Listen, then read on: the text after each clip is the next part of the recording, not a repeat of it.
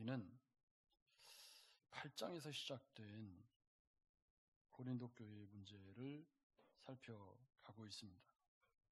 8장에서 시작된 우상에게 바친 제물을 나는 이 우상 제물이 아무것도 아니다라고 하는 지식을 분명하게 가진 그런 사람들이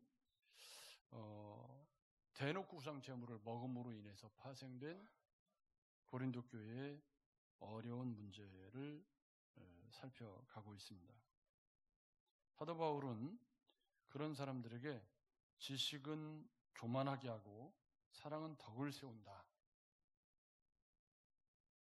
그런데요, 여기서 중요한 문제가 있습니다. 지식을 가진 자들이 흘러갈 수 있는 지식의 교만한 합리화의 함정이 여기 숨겨져 있다는 것입니다.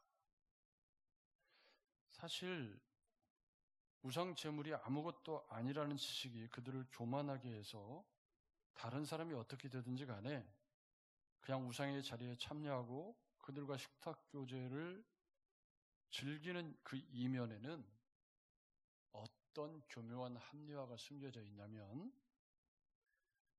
고린도는 모든 삶이 도시 자체가 우상 숭배와 직결되어져 있고 그 우상 숭배는 성적인 문란함과 연결이 되어져 있습니다. 따라서 고린도에서 사업을 하고 고린도에서 살아가려면 이 우상과 관련된 축제를 떠나서는 사업을 하기도 어렵고 뭔가를 해먹기가 어려운 그런 경제 문제와 긴밀하게 연결이 되어져 있습니다. 특히 사업 이야기를 하는 중요한 거래들이 우상 제사 후에 먹는 식탁 교제를 통해서 이루어지고 있었기 때문에 지식을 가졌다고 하는 사람들이 이 우상의 식탁에 아무것도 아니라고 하면서 식탁 교제를 하는 이면에는 어떤 합리화의 함정이 숨겨져 있냐면, 나는 예수 믿어서 손해를 보는 경제적인 손실을 포기할 수 없는 교묘한 신앙적인 합리화가 숨겨져 있다는 겁니다. 이게 8장부터 10장까지 길게 이 문제를 다루는 이유예요. 단순히 지식적으로 깔끔하게 우상제물 아무것도 아니다 라고 정리를 해놓고 이렇게 경제적인 문제와 관련된 모든 식탁교제에 자유롭게 참여하는 이면에는 그런 교묘한 신앙적 합리화가 가라앉아 있다. 이게 사도 바울의 진단입니다. 사실 그것을 포기한다는 것은 어쩌면 고린도에서 생활하기가 그렇게 녹록한 일이 아니었던 겁니다.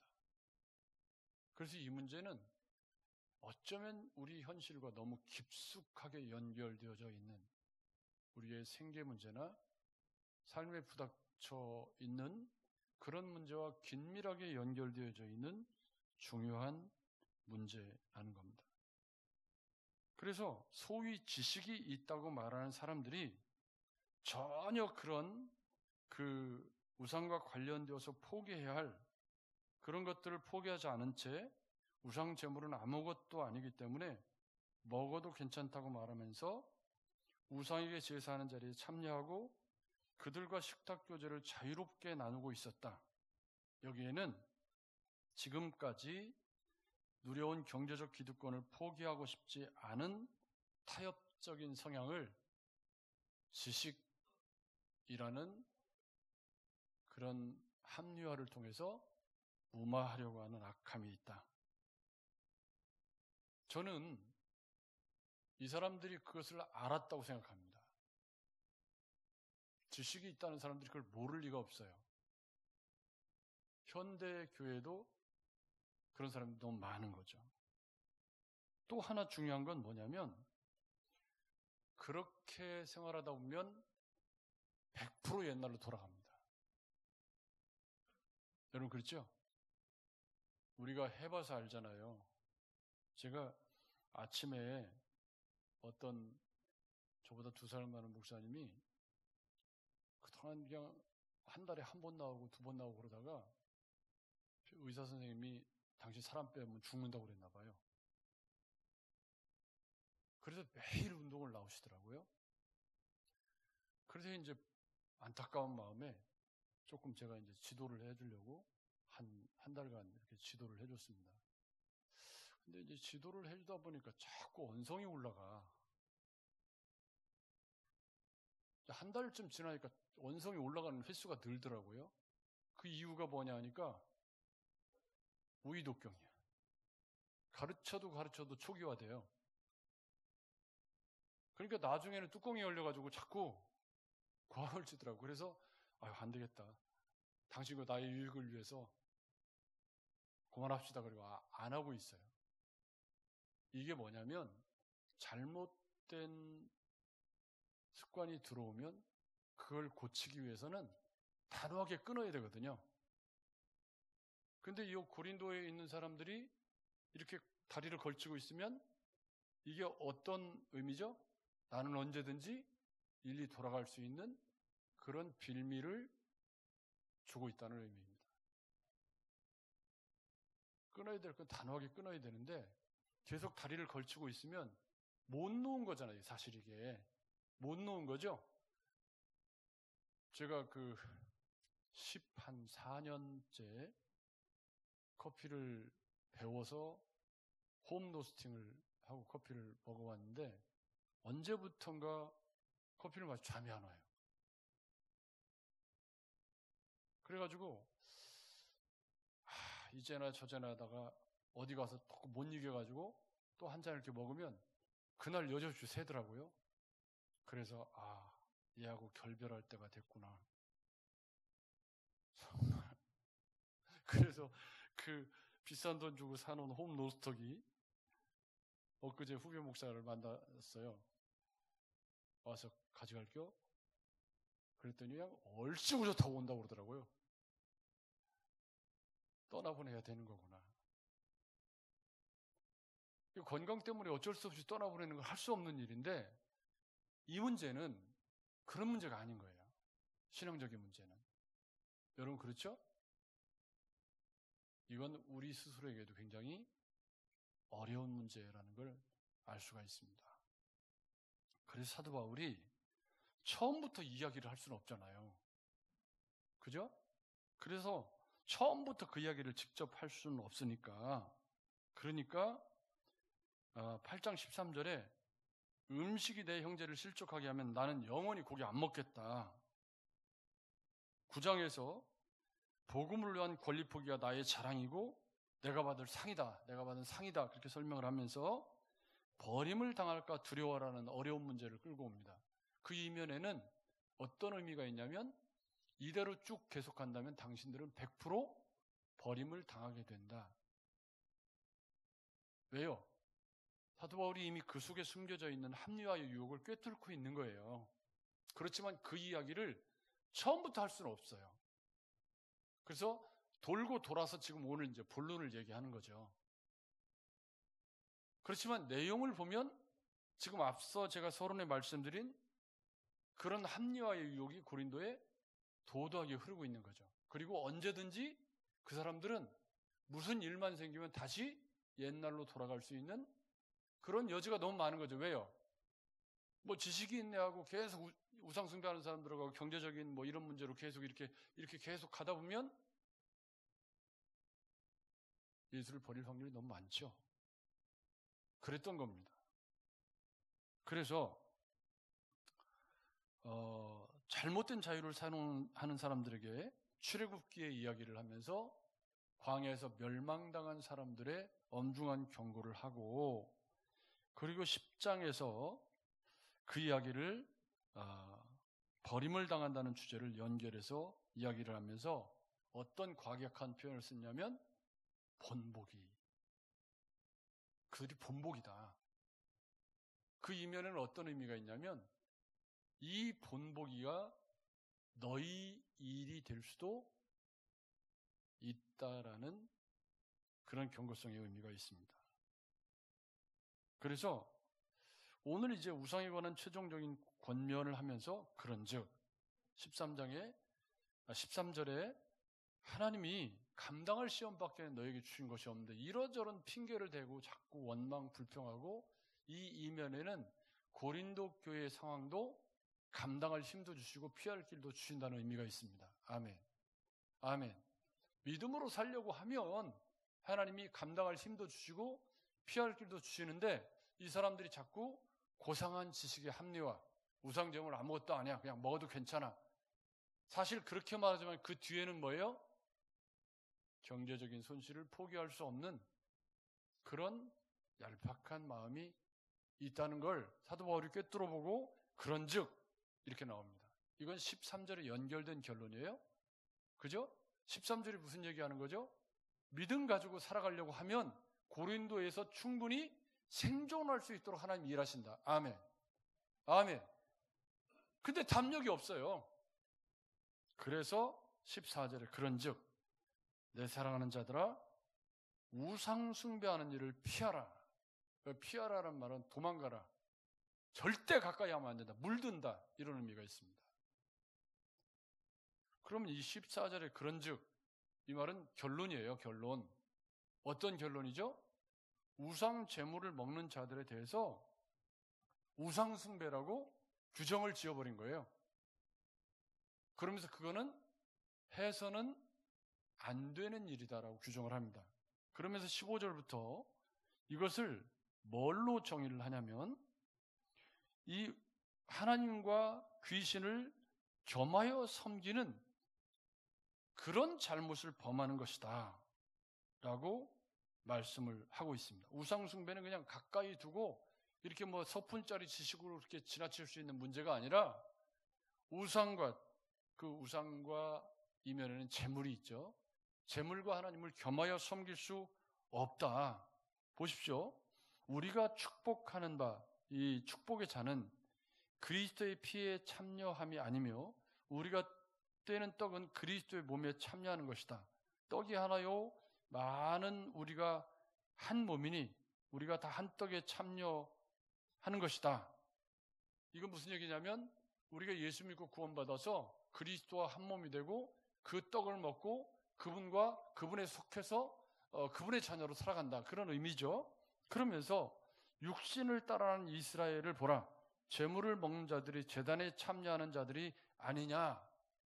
이건 앞에 설명을 염두에 두고 있지만 어쨌든 이 이스라엘 백성들의 그 정체성은 제단에서 나는 제물을 먹는 것처럼 그런즉 내가 무엇을 말하느냐면 우상의 제물은 무엇이며 우상은 무엇이냐. 무릇 이방인이 제사하는 것은 귀신에게 하는 것이요 하나님께 제사하는 것이 아니다. 나는 너희가 귀신과 교제하는 자가 되기를 원하지 아니하노라. 이제 속내를 확 드러낸 거예요. 그죠? 사도 바울이 비로소 이제 속에 있는 얘기를 꺼낸 거예요. 무슨 얘기죠? 우상 제물 먹으면 된다 안 된다? 안 된다. 원래부터 여러분 모든 것이 가하나 모든 것이 유익한 것이 아니고 모든 것이 가하나 모든 것이 덕이 되지 않는다는 말은 하라는 말입니까? 하지 말라는 말입니까? 우상 제물에 관해서 한 말이거든요. 하지 말라는 얘기죠. 처음부터 결론은 나와 있었어요. 나와 있었는데 그 얘기를 고린도라고 하는 도시가 가진 생계형 사업과 연루되어져 있는 우상이 만연한 도시에서 그 얘기를 처음부터 하면 반감이 너무 드셀 거니까 돌고 돌고 돌았지만 결론은 피하는 거예요. 결론은 그 우상 음식을 계속해서 먹는 건 너무 과거로 돌아갈 확률이 높고 우상 제물을 겸하여 섬기는 그런 결과를 초래하는 행위다. 그러니까 뭐라는 거예요? 사도 바울은 하지 마라 그거. 합리화하지 말고 떠나라. 지금 그렇게 이야기를 하고 있는 것입니다. 그래서 너희가 주의 잔과 귀신의 잔을 겸하여 마시지 못하고 주의 식탁과 귀신의 식탁을 겸하여 참여하지 못하리라. 주의 식탁은 여기 앞쪽에 성찬에 관한 이야기에서 나왔던 이야기입니다. 그러니까 사도 바울은 지금 무슨 얘기를 하는 거예요? 돌고 돌아서 8장 9장 돌아서 결론을 내리기를 하면 안 되는 거다. 그건 지금 제가 왜 고상한 합리화라는 표현을 썼냐면 사도 바울이 지금 뭐라고 진단하는 거죠? 그 지식으로 우상 제물을 먹는 사람들이 하나님과 우상을 겸하여 섬기려는 사람들이라고 진단을 하고 있기 때문입니다. 그러니까 뭐 자기들은 지식이 있다고 뭐 그러는데 그 지식이 있다고 말하는 이면에 사도 바울의 진단은 뭐예요? 하나님과 제물을, 하나님과 우상을 겸하여 섬기려고 하는 악한 합리화의 유혹이 있다. 너무 어려운 주제를 계속해서 저희가 살펴가고 있다는 생각을 합니다. 이 문제는 예수 믿는 우리가 평생 부대껴야 하는 문제라고 저는 생각합니다. 목회자로서 저는 고린도전서를 제가 제자선교에서도 강의도 하고 뭐 나름대로 고린도전서를 열심히 제법 잘 안다고 생각했는데 이번에 준비를 하면서 너무 빠진 게 많아요. 제가 보니까. 그래서 이렇게 건성건성 해놓고 내가 이걸 강의를 하고 다녔구나 하는 생각이 이번 준비를 하면서 좀 많이 드는 게 있었어요. 그러니까 사실은 우리의 지식이라고 하는 게 굉장히 미미하고 연약한 건데 그 지식 가지고 자꾸 뭘 하려고 하죠? 이건 이렇게 해석할 수도 있고 자꾸 내 상황과 접목해서 합리화를 시키려고 하는 유혹에 빠지다 보면 그 사람은 말씀대로 순종하기보다는 끊임없이 합리화시키다가 주님 곁에 못 갈 겁니다. 왜요? 그건 믿음이 없는 것이기 때문에. 그래서 사도 바울이 권면이 뭐라는 거예요? 도망쳐라. 그거는 그렇게 넘어갈 일이 아니고 도망쳐야 한다. 그러면 우리가 주를 노여워하시게 하겠느냐? 우리가 주보다 강한 자냐? 굉장히 과격한 표현을 씁니다. 이게 무슨 말이죠? 그 주님이 기뻐하시는 일이 아니라는 거예요. 이 이야기를 하기 위해서 지금 8장, 9장 돌아온 거예요, 지금. 그러면서 다시 결론입니다. 23절. 모든 것이 가나 모든 것이 유익한 것이 아니오 모든 것이 가나 모든 것이 덕을 세우는 것은 아니다. 그러면서 24절에 이 말씀에 대한 해석을 뭐라고 하냐면 같이 읽어보겠습니다. 시작. 누구든지 자기의 유익을 구하지 말고 남의 유익을 구하라. 아멘. 그러면 우상 제물을 먹는 문제를 지금 사도 바울은 뭘로 규정한 거예요? 자기의 유익을 위해서 그렇게 하고 있다고 규정한 거예요. 근데 제가 고린도에 살고 있다면 목사가 아니고 제가 고린도에서 똑같은 이 사람들하고 살고 있다면 이런 유혹에 안 넘어갈 수 있을까? 여러분은 어떠십니까? 여러분이 지금 고린도에 살고 있는데 고린도에 살려면 우상제물과 연관된 그런 사업이며 뭐 그런 거에 개입돼서 그 사람들은 안 만나고 뭐 어떻게 할 수가 없어요. 근데 마음속에 원리가 이 우상에게 절한 음식에 참여하지 않으면 안 된다는 원리가 서 있어요. 그러면서 뭐 입으로 들어가는 거 아무것도 아니라는 원리도 같이 서 있어요. 그럼 여러분 같으면 이 사람들처럼 행동할 것 같습니까? 아니면 손해를 감수하고라도 내가 믿음으로 살기를 결단할 것 같습니까? 지금 우리 삶은 어떤가요? 삶의 소소한 문제들이 부닥쳐올 때 나의 만족과 유익에 관여한 일이 있을 때 그거 말씀의 원리 때문에 포기하고 내려놓는 일이 쉬운가요? 어려운가요? 어려운 거죠. 함부로 그래서 고린도 교회 성도들을 정죄하거나 판단하는 건 또 다른 죄를 범하는 일이라는 생각을 합니다. 그렇지만 이 문제가 고린도 교회를 통해서 지금 오늘 우리에게 수면 위로 올라온 거예요. 여러분 그렇죠? 우리 신앙생활에 그런 합리화가 곳곳에서 이루어지고 있을 가능성이 크기 때문입니다. 나는 뭐 예배에 뭐 참여할 수 없어 뭐 이런 것도 있고 나는 뭐 어떤 형편이니까 뭐 그럴 수 없어. 주님도 다 이해하시겠지. 거기에 대해서 네가 주님보다 강한 자냐? 이런 책망이 떨어진다면 굉장히 부담되는 거죠. 근데 여기에 기독교의 가장 근본적인 진리인 다른 사람의 유익을 구하라는 말씀이 이 문맥 속에 들어가 있습니다. 그러니까 이건 단순히 그들만의 문제가 아니라 고린도의 연약한 성도들과 연결되어져 있다는 거예요. 나는 나 혼자 사는 게 아닌 거죠. 여러분 그렇죠? 예수 믿는 내가 나 혼자만 사는 게 아니고 다른 사람들과의 관계 속에 살아가는 거기 때문에 어떤 사람이 나로 인해서 실족하고 특히 우상 제물 문제에 대해서 이거 먹으면 우상에게 참여하는 거라는 생각을 가지고 있는데 교회 먼저 다닌 김종민 목사 같은 사람이 이거 아무것도 아니야 그리고 막 먹으면 이 사람은 생각이 정리가 안 되는데 저 사람이 먹는 거 보고 그냥 먹는데 먹으면서 마음속에 어떤 마음이 들어요? 나 이러다 지옥 가지 이런 불안한 생각이 들겠죠? 왜냐하면 생각이 정리가 안 됐으니까. 그러면 나는 내 자유로 그렇게 한 건데 그 사람은 그 행동하는 걸 보고 어떻게 해요? 실족해서 시험에 들고 믿음에서 떠날 수 있는 거죠. 그래서 남의 유익이라는 문제가 여기 나온 겁니다. 그 이면에 합리화의 문제도 있지만 그렇게 행동하는 것이 내가 이렇게 행동하는 것이 다른 사람을 실족하게 할 수 있다는 것을 사도 바울은 계속해서 말씀해 왔기 때문에 이 이야기를 하면서 세 가지 원리를 이야기를 하고 있습니다. 첫째, 시장에서 파는 것은 양심을 위하여 묻지 말고 먹어라. 구체적인 제안입니다. 고린도의 시장에 파는 물건은 대부분 다 뭐예요? 우상 숭배하고 나온 음식일 확률이 90% 이상 돼요. 그러면서 원리를 설명하기를 이 땅과 거기 충만한 것이 주의 것이다. 이건 입으로 들어가는 것이 사람을 더럽게 하는 것이 아니다라고 하는 주님의 말씀의 재조명입니다. 그러니까 사도 바울도 먹는 것이 우리를 범죄하게 하는 것이 아니다. 그렇지만 고린도라고 하는 도시의 특수성이 있기 때문에 시장에서 파는 물건 뻔히 우상하게 말한 제물인 줄 알면서 이거 우상이 절한 거예요? 그러면 먹어야 돼요? 안 먹어야 돼요? 이것도 합리화처럼 보이지만 사도 바울이 제시하는 첫 번째, 양심을 위하여 묻지 말고 먹어라. 그런데 이게 누구에게 하는 권면이냐? 둘째, 이 권면을 하는 이유가 뭐냐?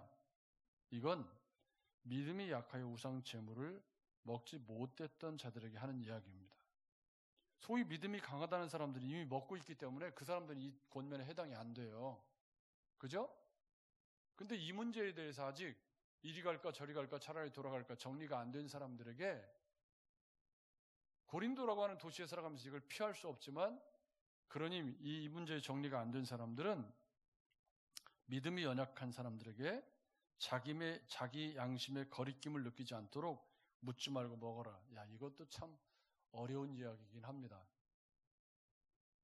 사도 바울이 이런 권면을 하는 마음을 이해하실 수 있겠죠? 고린도에 살아가는 믿음이 연약한 성도들이 그거 우상 제물인 거 알고 먹으면 양심의 거리낌이 되고 믿음을 자꾸 잃어버릴 위기에 있으니까 그런 사람들이라면 차라리 묻지 말고 그냥 먹어라. 두 번째는 불신자가 초청을 한 경우입니다. 초청을 했는데 만약 초청에 응했어요. 사업적인 일이든 어쩐 일이든 그러면 그 차려놓은 것을 양심을 위해 묻지 말고 먹어라. 계속 양심이 등장을 합니다. 사도 바울은 이 양심을 굉장히 중요하게 양심이라는 말이 쉰 에이데테스라는 말인데 이 쉰이라는 말이 누구와 함께라는 뜻이에요. 그래서 이 헬라어의 양심이라는 말은 하나님과 함께 무엇을 한다라고 하는 개념이 들어가 있어요. 애초에. 그래서 사도 바울이 제기하는 양심은 하나님께서 우리에게 주시는 그런 마음을 의미하는 것으로 이해하라는 것이 맞다고 생각합니다. 그러니까 28절은 누가 이것이 제물이라고 말하면 알게 한 그 사람이 걸림이 된다는 의미이기 때문에 그를 위해서 먹지 말아야 한다.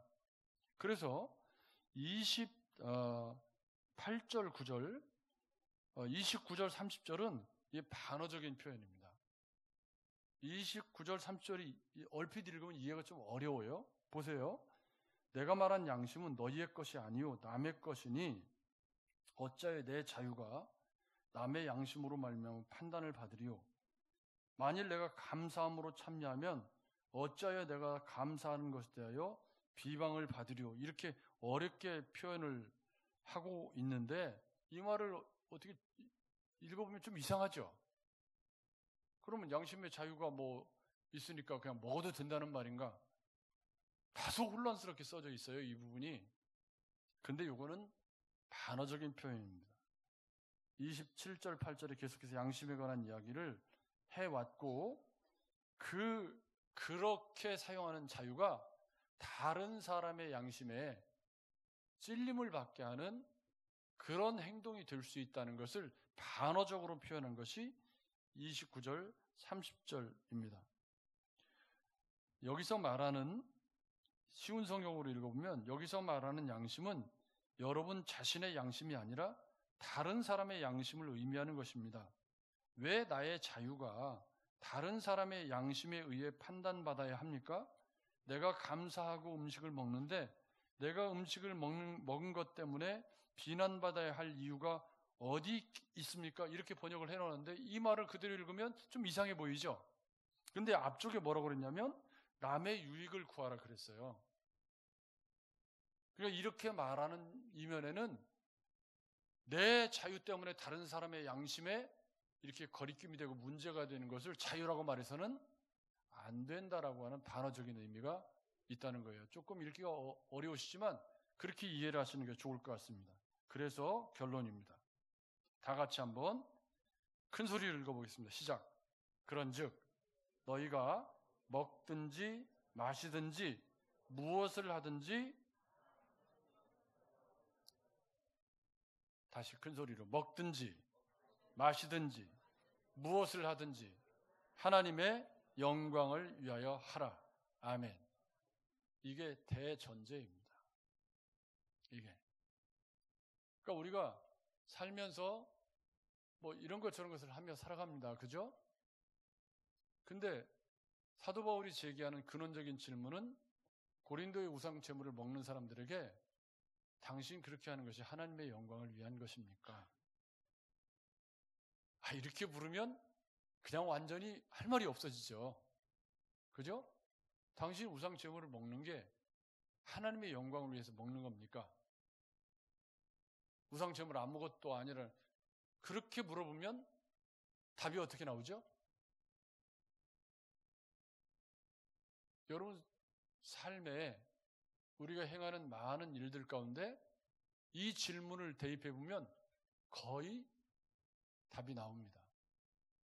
지금 내가 하는 이 행위가 그리스도인으로서 하나님의 영광을 위한 것인가? 어떤 사람은 하나님의 영광이라는 가면을 쓰고 온갖 불법과 탈법을 저지르는 사람도 너무 많잖아요. 여러분 그렇죠? 그러니까 뭐 술을 먹고 담배를 피우고 뭐 이런 사소한 것에서부터 뭐 살아가며 삶에 부닥치는 많은 일들이 우리 주변에 있습니다. 아디아포라라고 생각되는 이래도 되고 저래도 되는 것들이 우리 삶에 많이 있을 수 있어요. 근데 그 모든 상황들에 대한 사도 바울의 가장 근원적인 질문은 뭐예요? 당신 그거 하나님의 영광을 위해서 하는 일입니까? 물어보라는 거예요. 지금 내가 하는 이 행동이 하나님께 영광이 되겠습니까? 이렇게 질문해 보면 거의 답이 나오죠. 우상 제물을 먹는 문제를 포함해서 뭐 우리의 삶에 부닥쳐오는 삶의 다양한 문제들 앞에 그리스도인으로서 내가 이렇게 살아가는 것이 하나님께 영광이 되는 일입니까? 라고 묻는다면 거의 답이 나와 있는 거겠죠.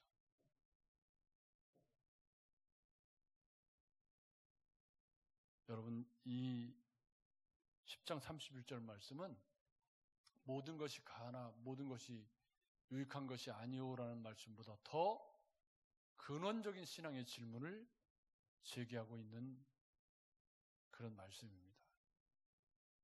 여러분 우리는 예수 믿고 구원받아 하나님의 자녀가 된 사람들입니다. 아멘. 우리를 하나님의 자녀로 부르신 것은 이 땅에 보이지 않는 하나님을 보여주어야 할 책임이 우리에게 있다는 의미입니다. 그죠?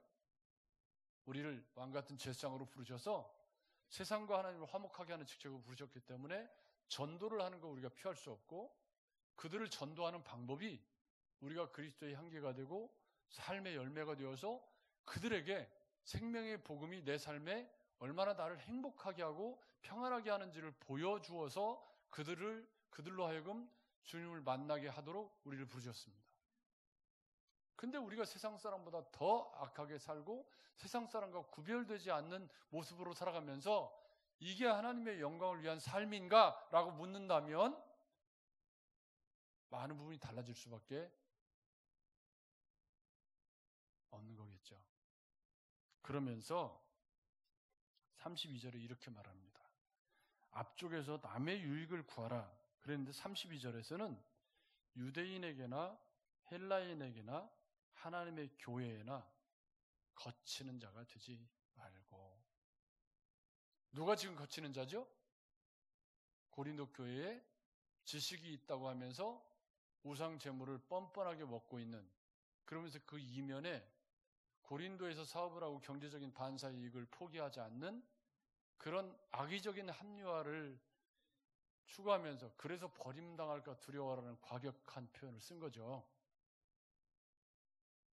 여러분 이해가 되시죠? 지식은 이렇게 합리화를 불러올 가능성이 많이 있습니다.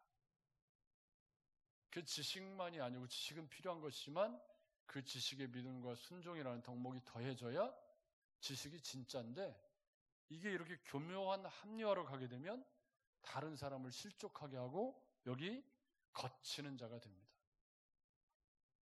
제 인생에 중요한 주들 하나가 어디를 가든지 화평케 하는 자가 되어야 한다.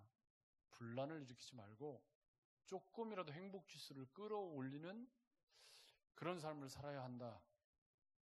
그런 원칙을 가지고 저는 살아가려고 애를 쓰고 있습니다. 내가 거기에 존재하는 것이 조금이라도 유익이 되고 그들에게 뭔가 조금 그리스도인으로서 위로가 되는 그런 삶을 살아야 한다. 근데 걸림돌이 되고 있다. 누가요? 지식이 있다고 그러면서 우상 제물을 뻔뻔하게 먹어대는 사람들이 걸림돌이 되고 있다. 사도 바울이 그렇게 진단을 하는 거예요. 그러면서 나와 같이 모든 일에 모든 사람을 기쁘게 하여 자신의 유익을 구하지 아니하고 많은 사람의 유익을 구하여 그들로 구원을 받게 하라. 아멘. 아멘. 이게 지금 고린도 교회를 향한 실질적인 권면입니다. 그러면서 내가 그리스도를 본받는 자가 된 것 같이 너희는 나를 본받는 자가 되라. 야, 이게 참, 이 본받는 자가 되라는 이 표현은 앞쪽에 쭉 사도 바울이 썼던 내가 자유한 사람이지만 종이 된 것은, 내가 유대인에게 유대인의 모습으로 또 율법이 없는 이방인에게 이방인의 모습으로 약한 자에게는 약한 자의 모습으로 나타난 복음을 위한 권리 포기를 본받아라, 그런 얘기입니다. 저도 나를 본받으십시오 라고 말할 수 있는 목회자가 되고 싶다. 그런 열망이 들더라고요. 나름 열심히 말씀 묵상하고 열심히 잘 살아간다고 살고 있지만 그래도 저는 나를 본받아라 그렇게 말하기에는 조금 내가 부족하다 그런 마음이 들지만, 사도 바울은 지금 여기 본받아라가 이것이 복음을 위한 권리 포기 앞쪽에서 그 이야기를 반복한 것입니다. 그래서 걸림돌이 되느냐 다른 사람의 유익이 되느냐, 다시요, 다른 사람에게 거치는 자가 되느냐 다른 사람에게 유익한 사람이 되느냐의 사이에 뭐가 있습니다? 두 가지 원리가 있습니다. 뭐죠? 모든 것이 가하나 모든 것이 유익한 것이 아니요 모든 것이 가하나 모든 것이 덕이 되는 것이 아니다. 그럼 뭐냐? 무엇을 하든지 먹든지 마시든지 하나님의 영광을 위한지를 동기를 점검해라. 아멘. 여러분 중요한 숙제가 생겼습니다. 한 주간을 살아가시면서 끊임없이 묻고 또 물으시기 바랍니다. 운동을 하고 밥을 먹고 삶을 살아가는 삶의 수많은 사업적인 그리고 내가 행하는 여러 가지 일들을 이렇게 행하면서 이거 하나님의 영광을 위한 거 맞아? 네 욕심 때문 아니고 한 번씩만 질문을 해보신다면 우리의 삶의 많은 부분에 제동이 걸릴 거라고 저는 생각합니다. 왜냐하면 욕심이 우리를 끌고 가는 경우가 너무 많기 때문입니다. 사랑하는 여러분, 우상에 관해서 사도 바울이 제시하는 세 가지 원리, 우상은 하나님과 겸하여 섬길 수 없다, 피해야 된다, 도망쳐야 된다, 이 결론입니다. 다른 사람의 유익을 위해서 내 자유를 제한하는 일, 걸림돌이 되지 않고 내 자유를 제한하는 일, 그 배후에 하나님의 영광이라는 근본적인 이유가 있어야 된다는 것입니다. 11월 첫 주일입니다. 2025년이 벌써 11월 첫 주일을 맞이하고 있습니다. 우리 신앙생활에 이 고린도서 8장부터 10장까지는 굉장히 중요한 주제를 이야기해 주고 있다. 여러분, 다 잊어버리셔도 좋지만 먹든지 마시든지 무엇을 하든지 하나님의 영광을 위해서인가? 라는 질문을 끊임없이 묻고 물으셔서 세상 사람에게나 믿는 사람에게나 걸림돌이 되는 스칸달론, 걸려 넘어지게 하는 그런 그리스도인이 아니라 유익을 주는, 위로를 주고 격려를 주는 그리스도인으로 살아내시기를 주님의 이름으로 축복합니다. 하나님 아버지,